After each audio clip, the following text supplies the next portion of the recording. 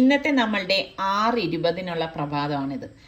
ഒന്നും കാണാൻ കഴിയത്തില്ല, കണ്ടോ? നല്ല മഞ്ഞ് മൂടി കെട്ടി നിൽക്കുകയാണ്. നിങ്ങൾക്ക് കാണുമ്പോൾ തന്നെ മനസ്സിലാവും. ചില സമയങ്ങളിൽ ഇവിടെ മലനിരകളൊക്കെ കാണാൻ കഴിയുമായിരുന്നു. ഇപ്പം മഞ്ഞാണ്. അപ്പോൾ ഞങ്ങൾക്ക് രാവിലെ തന്നെ പുറത്തു പോകണമായിരുന്നു. അങ്ങനെ സറിക്ക കാർ എടുക്കാനായിട്ട് വന്നപ്പോഴേക്ക് കാറ് മൊത്തം എന്താ മഞ്ഞ്. നല്ല രസമാണ് അല്ലേ ഇങ്ങനെയുള്ള കാഴ്ചകളാണ്. എനിക്ക് ഭയങ്കര ഇഷ്ടമാണ്. എനിക്ക് ഈ ഗ്ലാസ്സിലേക്ക് ഇങ്ങനെ എഴുതാനായിട്ടൊക്കെ തോന്നും. നിസ്സാറിക്ക് വഴക്ക് പറയണോണ്ട് പിന്നെ അങ്ങനൊന്നും തുനിയത്തില്ല. ഇന്നിപ്പം നമ്മൾ ഈ അതിരാവിലെ പോകുന്നത് നിങ്ങൾക്ക് എന്തായാലും ഇഷ്ടപ്പെടും എന്ന് തന്നെയാണ് എനിക്ക് വിശ്വസിക്കുന്നത്. ആ ഒരു സ്ഥലത്തേക്കാണ് കേട്ടോ. അപ്പോൾ രാവിലെ നമ്മൾ ഇപ്പോൾ കവടിയാറ കഴിഞ്ഞിരിക്കുകയാണ്. ഇപ്പം നോക്കിക്കേ, രണ്ട് സൈഡിലും ആൾക്കാർ ഓടുന്നുണ്ട്, നടക്കുന്നുണ്ട്. ഇപ്പം നമ്മളിതാ മ്യൂസിയത്തിൻ്റെ അവിടെ എത്തിയിരിക്കുകയാണ്. അപ്പം എനിക്കിങ്ങനെ ഈ അതിരാവിലെ ഈ ഒരു സ്ഥലങ്ങളിലൂടെ യാത്ര ചെയ്യാൻ ഭയങ്കര ഇഷ്ടമാണ്. സത്യം പറഞ്ഞാൽ നിങ്ങൾക്ക് നമ്മുടെ തിരുവനന്തപുരത്തൊക്കെ ഉള്ളവരാണെങ്കിൽ ഈ ഒരു സമയം നമ്മൾ ഈ ഒരു റോഡിലൂടെ യാത്ര ചെയ്ത് നോക്കും, അടിപൊളിയാണ്. ഇതുണ്ട്, കിഴക്കേക്കോട്ട എത്തിയിരിക്കുകയാണ്. അപ്പോൾ ഇപ്പോൾ പുതിയൊരു മേൽപ്പാലമാണ് ഇതാ ഈ കാണുന്നത്. നടക്കുന്നവർക്ക് വേണ്ടിയിട്ട് ചെയ്തിരിക്കുന്നതാണ്. ഓപ്പൺ ആയിട്ടൊന്നുമില്ല കേട്ടോ. അപ്പൊ ഇപ്പം നമ്മൾ പോകുന്ന ആ ഒരു സ്ഥലത്ത് നമ്മൾ ഇതിനു മുൻപ് ഒരു പ്രാവശ്യമാണ് വന്നിട്ടുള്ളത്. എവിടാണ് ഇപ്പൊ നമ്മൾ പോകുന്നതെന്ന് അറിയാവൂ? പുഞ്ചക്കിരി പാടത്തിലേക്കാണ് നമ്മൾ പോകുന്നത്. ഇതിലെ കാറ് പോവോ? ഇത് നിങ്ങൾ ഈ പാടത്തുനിന്ന് പറിച്ചുകൊണ്ടുവന്നാണോ? ആഹാ. കൃഷിയൊക്കെ അങ്ങോട്ടാണാ? കൃഷി ചെയ്ത് ഇങ്ങനെ ഇറങ്ങിയാലേ കാണാവൂ. എങ്ങനെ കാറിൽ ഇറങ്ങണോ? കാറിലിറങ്ങി ഈ വാഴ കഴിഞ്ഞ് കഴിഞ്ഞാൽ പിന്നെ എല്ലാം കൃഷി. ആ ശരി ശരി. ഇവിടെ ഇത്രയുള്ള പാടേ ഉള്ളൂ. ആ പിന്നെ വിടി പോകാൻ പറ്റില്ല, പയ്യെ നിർത്തിയേ പോകാൻ പറ്റൂ.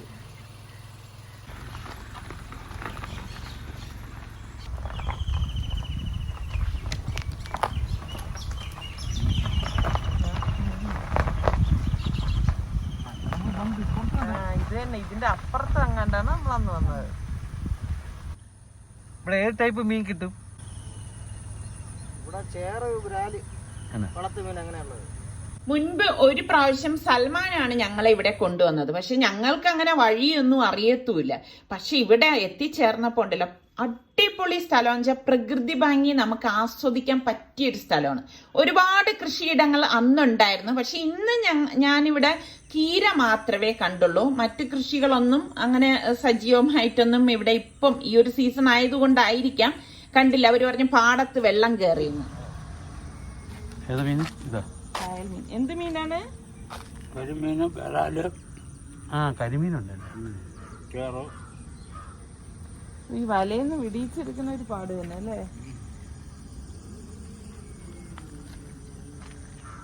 ശരിക്കും രാവിലെ തന്നെ ഇങ്ങനെയുള്ള കാഴ്ചകൾ നല്ല രസമാണ് കേട്ടോ. ഒരറ്റത്ത് ഇങ്ങനെ മീൻ പിടിക്കുന്നവര്, പിന്നെ കൃഷിയിൽ എന്ത് പറയാൻ, കീര വെട്ടുന്നവര്. ഇത് കണ്ടോ, ഒരു പയ്യൻ അവിടെ നിന്നിട്ട് ഞാൻ മീൻ എടുക്കരുത്, ഞാൻ അവൻ്റെ നിന്ന് വാങ്ങിയിട്ടൊന്ന് ട്രൈ ചെയ്ത് നോക്കാണ് കേട്ടോ. എനിക്കിതൊക്കെ കാണുമ്പോൾ ഭയങ്കര ഇഷ്ടമാണ്. ഞാൻ അവരുടെ അടുത്ത് ചോദിക്കുമ്പോൾ അവരിങ്ങനെ തരുകയും ചെയ്യുന്നുണ്ട്. അപ്പം എപ്പോഴാണ് മനസ്സിലായത് ഈ സംഭവം അത്ര എളുപ്പമല്ല എന്നുള്ളത്. അപ്പം ഞങ്ങൾ കുറേ ദൂരം ഇങ്ങ് വന്നു കേട്ടോ. വന്നപ്പോഴാണ് നിസാറിക്കൊക്കെ ഒരു ഡൗട്ട്, ഫ്രണ്ടിലോട്ട് ഇനി പോകാൻ പറ്റുമോ, കുഴിയാണോന്ന്. അങ്ങനെ നിസാറിക്ക എന്ന് നോക്കിയിട്ട് വന്നപ്പോഴേക്ക് അവിടെ വലിയ ഗർത്തമാണെന്ന്. അപ്പം നമുക്കിനി മുന്നോട്ട് പോകാൻ പറ്റില്ല, ബാക്കിലോട്ട് വന്നതുപോലെ പോകാനേ പറ്റൂ. നമ്മൾ ഒത്തിരി ഇങ്ങ് വന്നിട്ടുണ്ടായിരുന്നു കേട്ടോ. അത്രയും ദൂരത്തുനിന്ന് നമ്മൾ റിവേഴ്സ് വന്നതാണ്.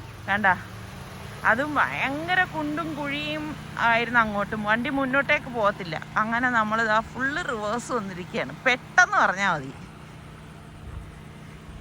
പക്ഷെ ഒരു വണ്ടി എങ്ങാനും ബാക്കിൽ വന്നിരുന്നെങ്കിൽ ഒന്നും ചെയ്യാൻ പറ്റത്തില്ല കേട്ടോ. കാരണം ഇവിടെയാണ് കുറച്ചെങ്കിലും വീതിയുള്ളത്. അങ്ങോട്ട് പോകുമ്പോൾ വീതിയില്ല കേട്ടോ. അപ്പം നമ്മളിപ്പം വണ്ടി തിരിക്കാനാണ് ഇത് അങ്ങോട്ട് പോണത്.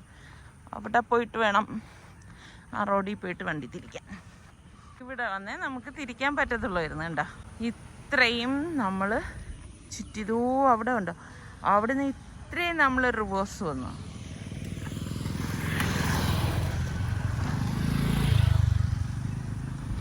അപ്പം ഇവിടെ അങ്ങനെ മുന്നോട്ട് പോകാൻ പറ്റാത്തതുകൊണ്ട് നമ്മൾ വേറൊരു കൃഷിയിടുണ്ട്, അങ്ങോട്ട് പോകാമെന്ന് കരുതി പോകുമ്പോഴേക്കും ഒരു ചെറിയ ചായക്കട ഉണ്ട് കേട്ടോ. അപ്പം എനിക്ക് ചായ കുടിക്കണം എന്ന് പറഞ്ഞു. കാരണം ഞങ്ങൾ രാവിലെ ചായയൊന്നും കുടിച്ചിട്ടില്ലായിരുന്നു. അപ്പോൾ ഇവിടെ വന്നിട്ട് ഇതാ അടിച്ച ചായ കുടിക്കാമെന്ന് വിചാരിച്ച്. എനിക്ക് ഭയങ്കര ഇഷ്ടമാണ് കേട്ടോ ഇങ്ങനെയൊക്കെയുള്ള കടകളിൽ നിന്ന് വാങ്ങി കുടിക്കാനൊക്കെ. അപ്പം ഇങ്ങനെയുള്ള കടകളിലൊക്കെ പ്രത്യേകിച്ച് ഇതുപോലെയുള്ള നാട്ടും പ്രദേശങ്ങളിലാവുമ്പോഴേക്ക് ശരിക്കും നല്ല ഫ്രഷ് പാലിൽ തന്നെ ആയിരിക്കും ഉണ്ടാക്കി തരുന്നത്. അങ്ങനെ നമ്മൾ നല്ല അടിച്ച ചായ വാങ്ങിച്ചിട്ടുണ്ട്. അപ്പം നിങ്ങൾക്ക് ഇങ്ങനെയൊക്കെ ചായ കുടിക്കാനും യാത്ര ചെയ്യാനും ഒക്കെ ഇഷ്ടമുള്ള എത്ര പേരുണ്ട്? അപ്പം ഞാൻ ഇപ്പോൾ ഒരു പ്രശ്നം എന്ന് വെച്ചാൽ ഈ മാസ്ക് മാറ്റിയല്ലേ കുടിക്കാൻ പറ്റും. ചിലപ്പോൾ ഓർക്കത്ത് പോലും ഇല്ല കേട്ടോ. മാസ്ക് വെച്ചിട്ടൊക്കെ എടുത്ത് വലിയ ആവേശത്തിൽ അപ്പോഴായിരിക്കും ഓർക്കണത് മാസ്ക് ഇരിക്കുന്ന കാര്യം. അപ്പം ചായയൊക്കെ കുടിച്ച ശേഷം നമ്മളിതാ അടുത്ത സ്ഥലത്തേക്ക് പോവാണ്. ഇപ്പം നമ്മൾ രണ്ടുപേരും കൂടി ഇങ്ങനെ ഒരു യാത്ര എനിക്ക് ഭയങ്കര ഇഷ്ടമാണ് കേട്ടോ. ഞാൻ നിസാറിക്ക് അടുത്ത് പറഞ്ഞു എന്നും ഇനി നമുക്ക് ഇതുപോലെയൊക്കെ യാത്രകൾ തേടി രാവിലെ ഇറങ്ങാം. നിസാറിക്ക് പറഞ്ഞാൽ പിന്നെ വീട്ടിൽ വേറെ പണിയൊന്നും ഇല്ലല്ലോ എന്നാണ് എൻ്റെ അടുത്ത് പറഞ്ഞത്. അപ്പൊ ഇങ്ങനെ നമ്മൾ ഈ രണ്ട് വശവും ഇടതോർന്ന ചെടികൾക്ക് നടുവിലൂടെ യാത്ര ചെയ്ത് വന്നപ്പോഴേക്ക് ഇത് കണ്ടോ, ഇതാണ് വെള്ളായണി കാർഷിക കോളേജ് എന്ന് പറയുന്നത്. അപ്പൊ നമ്മൾ കോളേജിന്റെ ഉൾഭാഗത്തേക്ക് പോകാനായിട്ട് പോയില്ല. കോളേജിന്റെ നടയിൽ തന്നെ ഒരു പച്ചക്കറി കട കണ്ട്. അപ്പൊ ഞാൻ 1-2 പച്ചക്കറികൾ ഫ്രഷ് ആയിട്ട് ഇവിടെ നിന്ന് തന്നെ വാങ്ങിക്കാന്ന് കരുതി. കാരണം ഇവിടെ ആവുമ്പോൾ നമുക്ക് വിശ്വസിച്ച് വാങ്ങിക്കാമല്ലോ. അപ്പൊ ഇന്നത്തെ നമ്മളുടെ ലഞ്ച് റെസിപ്പി ഈ ഫ്രഷ് വെജിറ്റബിൾസ് കൊണ്ടായിരിക്കും കേട്ടോ. അപ്പൊ ഞാൻ കായൽ കണ്ടപ്പോൾ എനിക്ക് ഇവിടെ കുറച്ചു നേരം ഇരിക്കണമെന്ന് തോന്നി. ഞാൻ എപ്പോഴും പറയുന്ന മാതിരി എന്നെ ഇങ്ങനെ കൊണ്ടുവന്നാൽ നിസാറിക്കൊക്കെ ഇടങ്കേറായിരിക്കും കേട്ടോ. കാരണം ഞാൻ ഉടനൊന്നും പോകത്തില്ല. എനിക്കിതൊക്കെ ഭയങ്കര ഇങ്ങനെ കുറേ നേരം ഇരുന്ന് ആസ്വദിക്കണം. അപ്പൊ ഇങ്ങനെ ആമ്പൽപ്പൂ ഇങ്ങനെയുണ്ട്, എനിക്കതൊക്കെ ഒന്ന് പറിക്കണമെന്ന് തോന്നി. നിസാറിക്ക് എന്നെ വഴക്ക് പറയുന്നത് കൊണ്ട് അതിനൊന്നും തുനിഞ്ഞില്ല. അപ്പൊ അവിടെ നമ്മളിതാ അടുത്ത സ്ഥലത്തേക്കാണ് പോണത്. അപ്പൊ അടുത്ത കൃഷിയിടത്തിലേക്ക് പോയപ്പോഴേക്ക് അവിടെയും കൃഷിയൊന്നുമില്ല. വെള്ളം കയറിയത് കാരണം കൃഷി പ്രാവശ്യം ഇല്ല എന്ന് പറഞ്ഞു. പിന്നെ അങ്ങനെ ഇപ്പൊ നമ്മൾ തിരിച്ചു പോവാണ്. അപ്പൊ നമ്മളുടെ അവിടെ ഉള്ള വീട്ടിന്റെ അയൽപക്കത്ത് നിന്ന് അവർ വിളിച്ചു പറഞ്ഞു ജാമ്പയൊക്കെ പൊഴിഞ്ഞു പോകുന്നു. അപ്പൊ ഞാൻ പറഞ്ഞു എന്തായാലും ഇത്രയിടം വരെ അല്ലേ വന്നത്, ജാമ്പയ്ക്ക് റെഡിയായോ നോക്കാം, പൊഴിഞ്ഞു പോകണമെന്നല്ലേ പറഞ്ഞത്. വന്നപ്പോ കണ്ട നല്ല കൊലയായിട്ട് ജാമ്പൊക്കെ നിൽക്കുന്നു.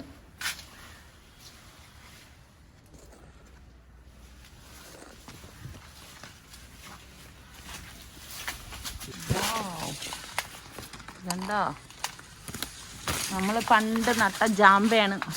ആ നട്ടതും ഒക്കെ വ്ളോഗിൽ ഇട്ടിട്ടുണ്ട്. അതാണ് ഇപ്പൊ ഇത്രയും വളർന്നത്.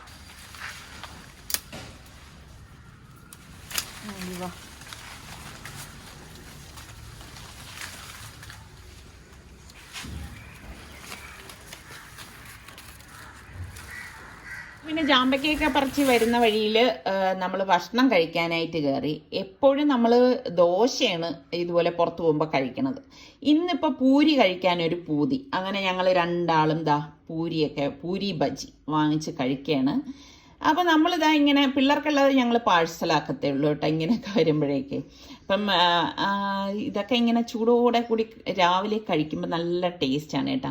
ഞാൻ എൻ്റെ ആ ഒരു എക്സ്പ്രഷൻസാണ് ഞാൻ ഈ വീഡിയോയിലൊക്കെ വർണ്ണിക്കുന്നത് കേട്ടോ. അല്ലാതെ വേറൊന്നുമല്ല.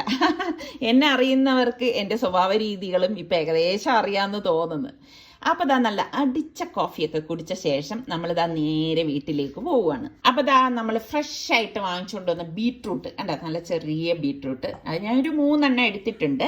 അപ്പോൾ ബീട്രൂട്ട് ഞാൻ ചോപ്പറിൽ വെച്ചിട്ടാണ് ഒന്ന് ചോപ്പ് ചെയ്തെടുത്തത് പെട്ടെന്ന് ഉണ്ടാക്കാൻ വേണ്ടി. പിന്നെ ഇതിലേക്ക് 2 പച്ചമുളകും കൂടി ഇതുപോലെ കട്ട് ചെയ്തിട്ട് കൊടുക്കും. അപ്പോൾ മൺചട്ടി അടുപ്പത്തേക്ക് വെച്ച് 1 ടേബിൾ സ്പൂൺ വെളിച്ചെണ്ണ ഒഴിച്ച് ഇങ്ങനെ ഒന്ന് ചുറ്റിച്ചു കൊടുക്കും.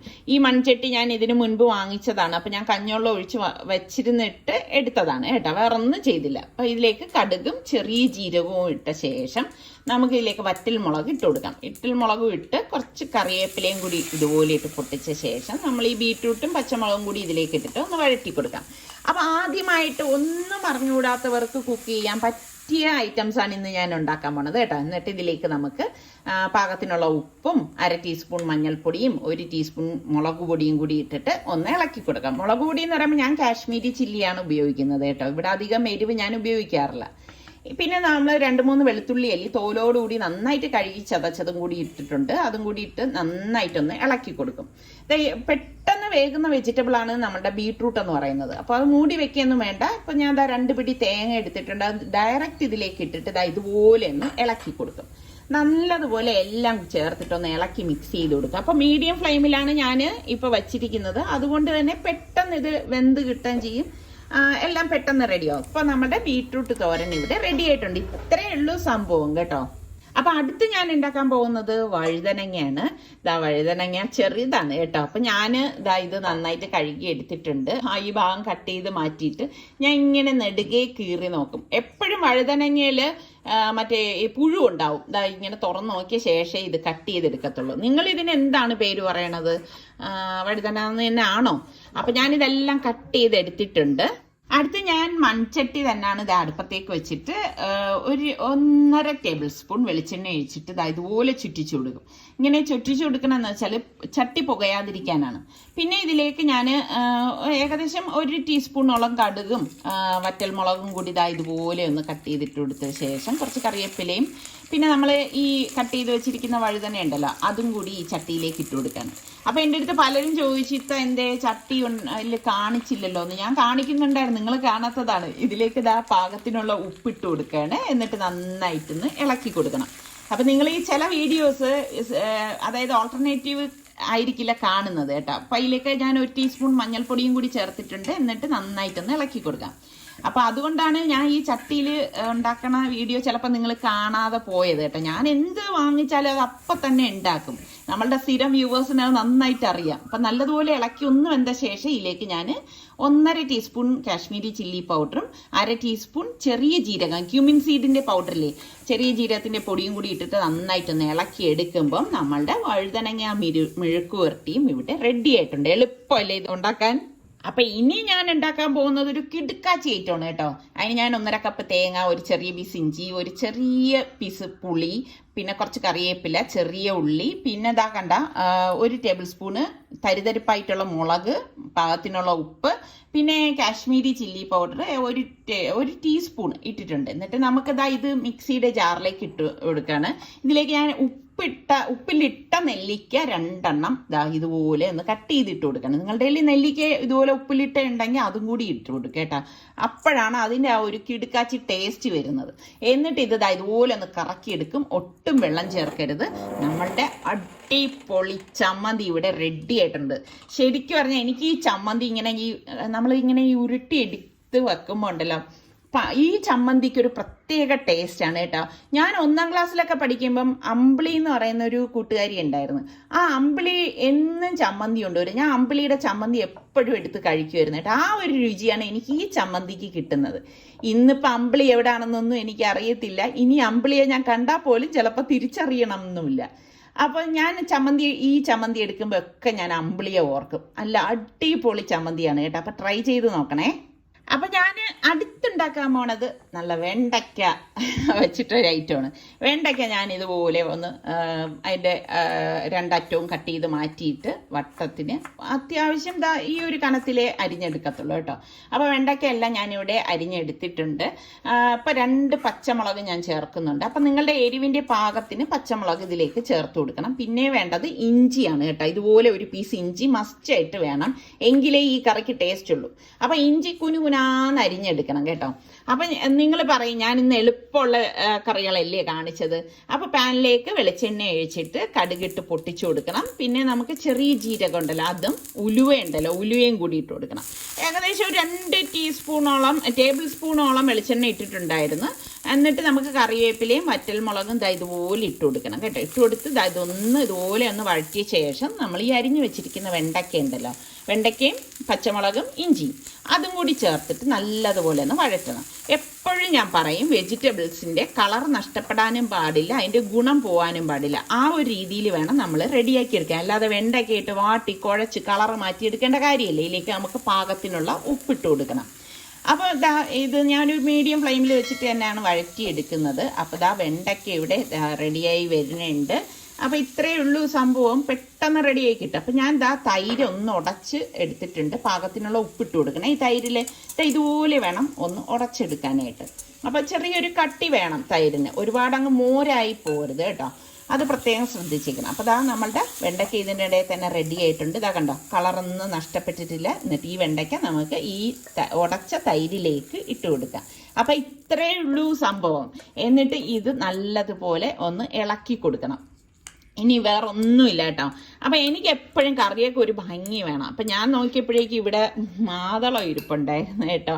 അപ്പം ഞാൻ 5-6 അല്ലി മാതളം ഇതുപോലെ ഒന്ന് ഇട്ട് കൊടുക്കുകയാണ്. കാണാനൊരു ഭംഗിയായിരിക്കും. അപ്പോൾ അടുത്ത് ഞാൻ വെളിച്ചെണ്ണ ഒഴിച്ച് കറിവേപ്പില ഇട്ടിട്ട് മീൻ പൊരിക്കാനായിട്ട് പോകണം. മീൻ ഞാൻ പുരട്ടി വെച്ചിട്ടുണ്ടായിരുന്നു കേട്ടോ. അപ്പോൾ ഇതിലിപ്പം ചൂരയും ഉണ്ട്, അയല മീനും ഉണ്ട്. രണ്ടും കൂടെ മിക്സ് ആയിട്ടുള്ളതാണ്. രണ്ടും കുറച്ചേ ഉള്ളൂ. അപ്പോൾ അത് തിരിച്ച് മറിച്ച് വിട്ടൊന്ന് ഫ്രൈ ചെയ്തെടുക്കും. അപ്പോൾ ഇത് ആണ് നമ്മളുടെ ഇന്നത്തെ ലഞ്ച് റെസിപ്പീസ് എന്ന് പറയുന്നത്. എളുപ്പമല്ലേ? നിങ്ങൾക്ക് ഇതിൽ ഏതാണ് ഏറ്റവും ഇഷ്ടപ്പെട്ടത്? അപ്പോൾ നമ്മളുടെ ചപ്പാത്തി രാമന്മാർക്ക് വേണ്ടിയിട്ട് ചപ്പാത്തി ഞാൻ ഉണ്ടാക്കുകയാണ്. അപ്പോൾ ഞാൻ പെട്ടെന്ന് കുഴച്ചെടുത്ത കാരണം അധികം വെച്ചിരുന്നില്ല. അതുകൊണ്ടാണ് കുറച്ചിങ്ങനെ ഒരു ഹാർഡ് പോലെ തോന്നുന്നത് കേട്ടോ. അപ്പോൾ ചപ്പാത്തിയൊക്കെ എപ്പോഴും ഞാൻ പറയുന്ന പോലെ 1/2 മണിക്കൂറെങ്കിലും നമ്മൾ കുഴച്ച് വെക്കണം. എങ്കിലേ ആ ഒരു കറക്റ്റ് പെർഫെക്ഷൻ നമുക്ക് ചപ്പാത്തിക്ക് കിട്ടത്തുള്ളൂ.